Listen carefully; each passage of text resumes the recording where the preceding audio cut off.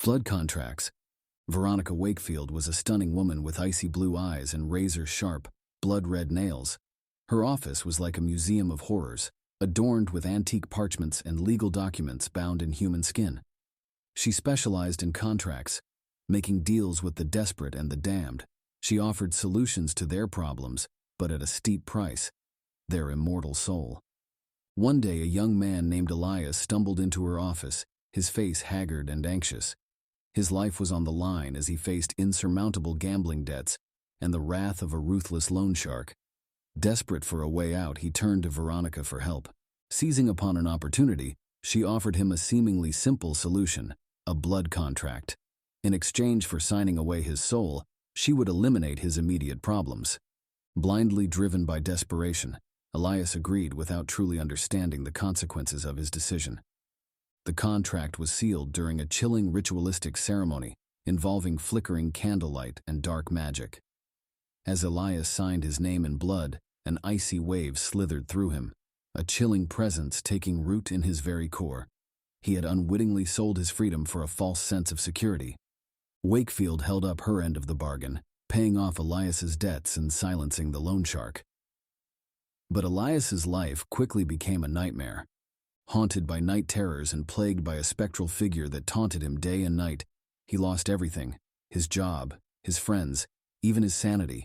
Desperate for relief from this living hell, Elias sought aid from a priest known for his expertise in the occult. The priest's horror only deepened when he saw the contract signed with Wakefield's hand. He revealed the terrifying truth: Veronica Wakefield was no ordinary lawyer. She was a succubus, feeding off the souls of the damned. The priest offered a glimmer of hope, a chance to break free from Wakefield's grasp. But it would require a risky ceremonial cleansing, one that could potentially cost Elias his life. With nothing left to lose, Elias begrudgingly agreed to the ritual.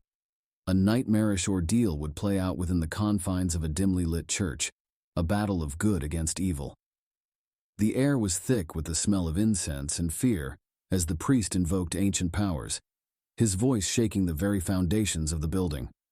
As the ritual ended, Elias felt an overwhelming sense of dread wash over him. He knew this was no ordinary contract. It was a pact with the devil. An otherworldly light filled the room. The blood contract crackled and burned, dissolving into dust as Wakefield's spectral form shrieked in agony. Elias watched as the succubus vanished, leaving behind a faint echo of her chilling laughter. Elias emerged from the harrowing tribulation, his body covered in scars that would never fully heal. The haunting whispers and sinister presence of darkness lingered in his mind, tormenting him day and night. The memory of that fateful day in the Covenant, bearing his signature in bold red ink, served as a constant reminder of the dangers waiting to ensnare the unwary and devour their souls.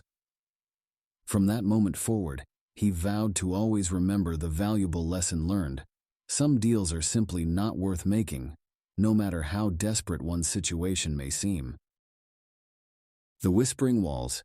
Jasper Crow, a man of immense wealth and influence, sat behind his mahogany desk in a dimly lit office of a decaying mansion, his piercing gaze fixed on the young woman standing before him. Whispers of his dark reputation preceded him, sending shivers coursing her spine. Eleanor had come seeking his help in settling her grandfather's estate, but as she spoke, Crow remained silent, his sharp mind calculating every word and gesture.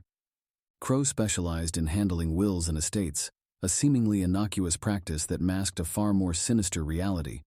With cunning manipulation tactics and a keen understanding of legal loopholes, he enriched himself by stealing from the deceased. For Eleanor, this realization came too late. As Crow isolated her and whispered doubts about her family's intentions, she fell under his spell. Consumed by paranoia and fear, she became his pawn, signing away her inheritance and assisting him in his schemes. As the years went by and Crow grew richer, the mansion seemed to absorb the echoes of his countless betrayals. Whispers reverberated through its halls at night, and phantom hands moved objects in the darkness. But for those who knew the truth about Jasper Crow, it was no mystery. It was simply the house bearing witness to its master's true nature. As she crept through the mansion, Eleanor's heart raced, her mind consumed by guilt over her recent discovery. She stumbled upon a hidden room where stacks of incriminating documents revealed Crow's true nature, a master manipulator and thief who preyed on the vulnerable. She confronted Crow, and to her shock, his mask of charm and wealth shattered to reveal a cold, calculating predator. She handed over the evidence to the authorities, determined to bring him to justice. As the sound of Crow's handcuffs locking resounded through the once grand mansion, Eleanor burned with satisfaction. The deserted and decaying walls seemed to tremble, as if they too were aware of the dark secrets that had taken place within their confines. Each creak and murmur was a reminder of the lives destroyed by Jasper Crow.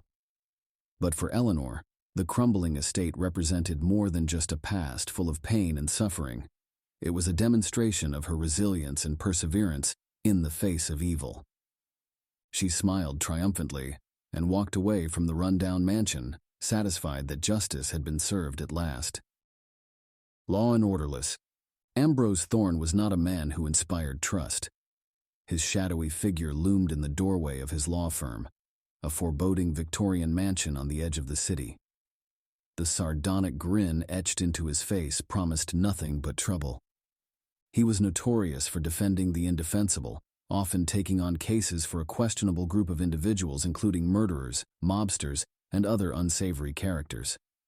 With a talent for twisting the truth and manipulating evidence, he had never lost a case. Clara walked nervously into his office, her father's fate hanging in the balance. She had heard about Thorne's reputation and hoped he could help save her family from financial ruin. But as he delved into the details of her father's embezzlement charges, Clara began to realize she was dealing with a dangerous and unpredictable man. Thorne saw an opportunity to further his ambitions in this seemingly straightforward case. As he pulled strings behind the scenes and manipulated events in court, Clara's father became the perfect scapegoat for powerful figures involved in corruption.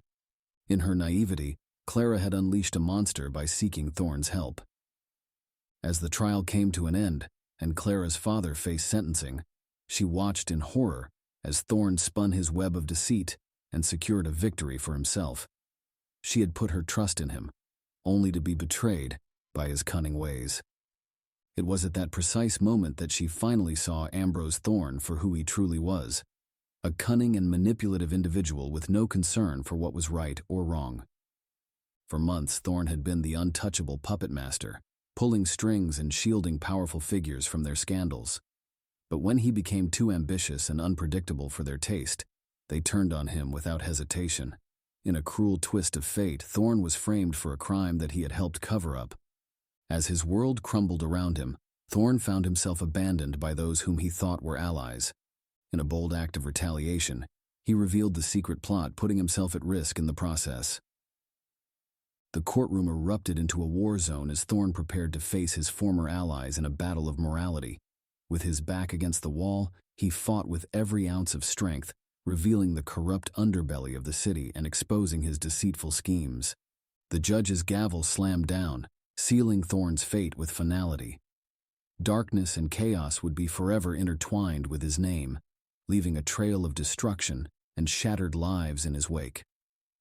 As Thorne walked away, the haunting memory of his chilling smile lingered, a constant reminder of the devil's advocate that always danced on the edge of annihilation.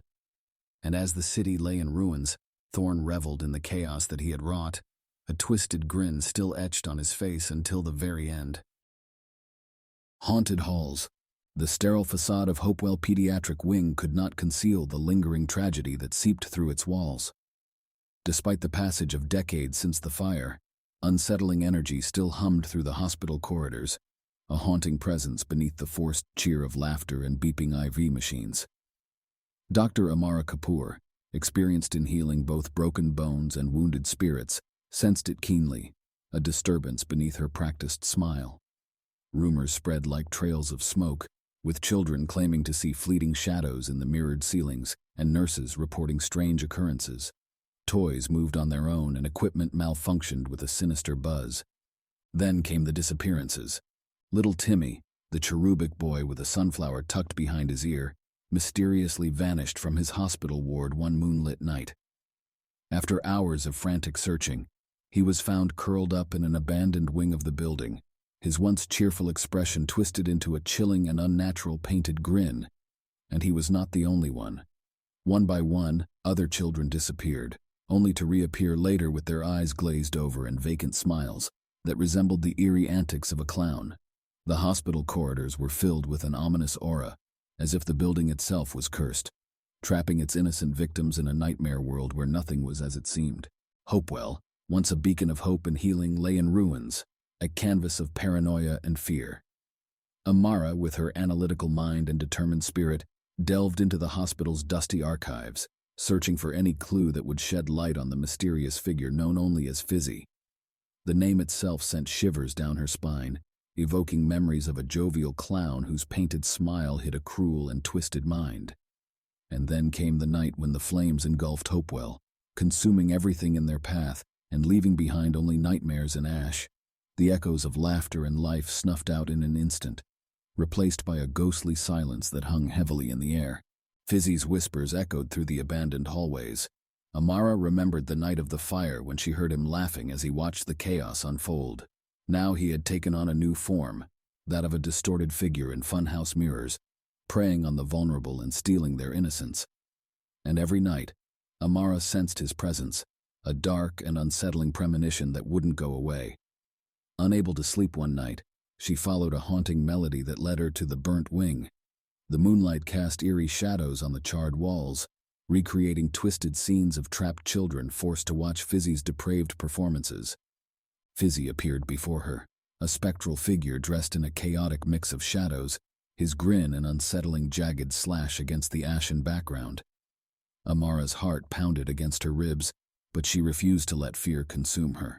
Instead, a chilling calm settled over her as she locked eyes with the twisted echo of a man. In that moment, she knew exactly how to fight him, not with the sharp blades of scalpels and the precise stitching of sutures, but with the powerful weapon of her stories. These tales, carefully crafted for each patient, were filled with the strength of bravery and the light of hope. As she spoke, she felt the darkness around him falter, unable to resist the radiant force of her words. Amara's narratives were more than just medicine. They were a source of healing for both physical and emotional wounds. Amara wove a tale of a fearless princess warrior, confronting a cackling shadow beast within the fiery walls of a fortress. With every word, the air sparked and the shadows trembled. The creature, known as Fizzy to some and feared by many, could no longer contain his amusement. His muscles rippled and his sharp teeth glistened in the dim light. With a low growl rumbling in his throat, he lunged forward, ready to unleash his power. But Amara evaded his attack while her voice rose to a crescendo. She weaved the final spell, a story of light triumphing over darkness. The room erupted in a whirlwind of light and shadow, and when it settled, Fizzy was nowhere to be seen, leaving only an eerie echo of his laughter behind. The sick children of Hopewell slept peacefully that night, their fears replaced by dreams of brave princesses and twinkling fireflies. But a sinister presence lingered just below the surface, waiting to re-emerge. In the forgotten corner of an innocent child's drawing, a single figure stood out, a grotesque clown with jagged teeth and a familiar, mocking grin. Even more unsettling was the faint flicker of darkness dancing in Amara's eyes, a haunting reminder of the beast she had exiled, but could never fully conquer. The ghostly remnants of Fizzy's malicious spirit clung to her like a grim trophy of the brutal battle won, and the ongoing conflict that lay ahead. Laughter's toll. Barnaby Bannister, once hailed as the master of jokes and the king of punchlines, was drowning in a sea of silence. His once bubbly humor had gone flat, leaving him feeling as deflated as a discarded balloon animal in a forgotten playroom. But fate intervened when he stumbled upon a dusty old bookstore, and an ancient leather-bound tome caught his eye. Its pages promised mirth and mayhem, with punchlines laced with arsenic. It called itself the Grim Grimoire of Giggles, a twisted jester's diary filled with jokes darker than midnight and funnier than a funeral. Barnaby stumbled onto the stage the next night, his eyes gleaming with a manic energy. As he gripped the mic stand, his voice crackled and cackled with morbid glee. He launched into his routine, weaving tales of politicians spontaneously combusting mid-speech and financiers tripping over invisible banana peels of misfortune. His words dripped with a dark humor that seemed to intoxicate the audience. The initial polite chuckles quickly turned into the roaring laughter of a tidal wave crashing onto the shore. Barnaby's every movement commanded their attention, his shadowed sorcery captivating them like moths drawn to a flame. As the sun rose over the city, a strange scene greeted its inhabitants. Politicians stumbled out of their offices with smoldering toupees, attempting to deliver serious speeches, but only eliciting uncontrollable laughter from onlookers. The stock market was in chaos, with investors slipping and falling on banana peels and fortunes disappearing into thin air. Even lovers couldn't escape the effects. They laughed so hard that their bodies dissolved into shimmering confetti. Barnaby watched it all with growing panic. He had unknowingly unleashed a powerful force upon the city, known as the laughter worm. This ancient being fed off dark humor and was now causing chaos and destruction in its wake. The laughter grew louder and more intense, drowning out any screams or cries for help. The once orderly buildings pulsated with distorted mirth, their windows oozing a gas that induced fits of laughter in anyone who breathed it in. Traffic lights flashed manically, cars swerving and bumping along a road paved with punchlines. A twisted carnival had taken over the city, with the laughter worm at its center, reveling in the madness and misery it had created. As Barnaby stood on the stage, his heart pounded against his chest and sweat dripped down his face. He felt the worm's presence lurking in the shadows, its tendrils slithering toward him with promises of power and a throne built on chaos. But as he spoke, a piece of his inner comedian refused to be silenced. He knew true laughter came from shared joy, not fear and destruction. So he frantically searched through the grimoire for a punchline that could defeat this beast spawned from fear. And in a moment of clarity, he found it, not in a malicious cackle, but in a quiet sigh that pointed out the absurdity of the worm's existence, its insatiable appetite nothing more than an endless joke. As he delivered this insight to the worm, a hush fell over the city. The beast, unable to find humor in its own existence, materialized in all its grotesque form, a writhing mass of shadows, its laughter choked in its throat. The city was still recovering from the chaos and strange occurrences caused by Barnaby's twisted sense of humor.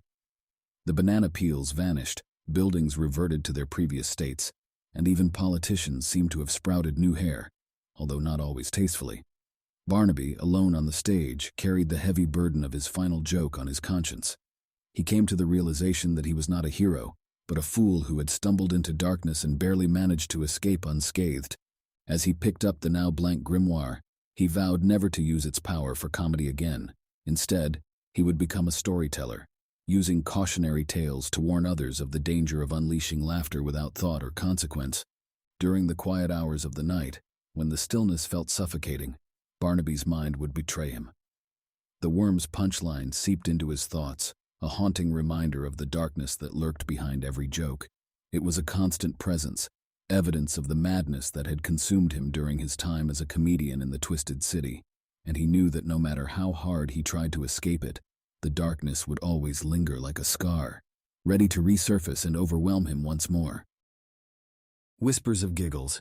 In Atlas, a desolate town where cornfields swayed with eerie whispers and secrets louder still, 10-year-old Mikey's heart was held captive by terror. It remained trapped beneath a ribcage that bore the bruises of perpetual fear, each beat echoing with the looming presence of a creepy clown. With his painted smile and cold button eyes, the haunting figure tormented Mikey relentlessly in his nightmares, filling him with crippling dread at every turn. Mikey couldn't escape the clowns that seemed to be everywhere in his small town. The faded circus poster at the town hall taunted him every time he walked by, while his dentist's porcelain clown figurine filled him with a sense of dread during checkups. The painted grins on their faces felt like a sinister joke, and he knew it was only a matter of time before they would demand tears and screams from their unsuspecting victims. Amidst the sweltering heat of a July afternoon, Atlas held its annual festival. Mikey's friends dragged him along, promising cotton candy and Ferris wheel rides. But as they approached the carnival grounds, the once lively atmosphere curdled under the harsh sun. The cheerful music morphed into a discordant drone, and the scent of buttery popcorn was choked by the metallic tang of fear. A group of children dressed in miniature clown costumes approached, their painted smiles radiating an eerie warmth. Mikey's throat constricted, his pulse racing as he bolted through the crowded fairgrounds, the carnival morphing into a twisted maze of grinning masks and garish banners. He stumbled into a darkened tent, the air thick with dust motes, swirling in a single sliver of sunlight. A wheezy chuckle echoed through the space, bouncing off the canvas walls. In the shadows, a figure lurked, cloaked in crimson velvet. Underneath his painted face, Mikey sensed something sinister lurking. It was Giggles, the town's legendary jester, and a relic of carnivals past. Mikey had always dismissed him as a figment of campfire tales, a boogeyman in oversized shoes. But standing face to face with that monstrous grin, every whispered story about Giggles' infamy felt like a bone-chilling truth. "Lost, little Mikey?" Giggles crooned, his voice a rusty hinge creaking open. Come, join the fun." Mikey's breath came in short, sharp gasps as he stumbled backward, his foot catching on a discarded stool and sending him crashing to the ground. The light from the spotlight shifted, revealing a disturbing scene. Cages stacked on top of one another, each one holding a child frozen in terror, their faces twisted into manic grins. Mikey's scream was drowned out by the sound of chuckling as Giggles lunged toward him with a knife. Mikey fell to the ground, hitting his chin hard on the dirt floor. As everything went dark, the last thing he saw was Giggles looming over him, the metallic smell of blood mixing with the sickly sweet scent of popcorn in the air. As the haze of sleep lifted, Mikey realized that he was tightly bound to a wooden chair in the center of a grimy tent. The musty scent of damp soil and old canvas surrounded him, making it difficult to breathe. A spotlight illuminated the figure in front of him, Giggles with his twisted, painted face and maniacal grin. The sharp lines of his makeup seemed to distort his facial features, creating a grotesque and unsettling appearance. "Such fear, Mikey," Giggles rasped, the sound grating on Mikey's nerves. "But fear makes the fun all the sweeter." A sudden glint of silver caught Mikey's eye, a scalpel polished to a gleaming sheen, reflecting the harsh glare of the spotlight. The sound of cackling laughter filled the tent, vibrating through the air like a sinister omen. Giggles lifted his arms in a dramatic display and revealed a long crimson scarf from within his dark cloak.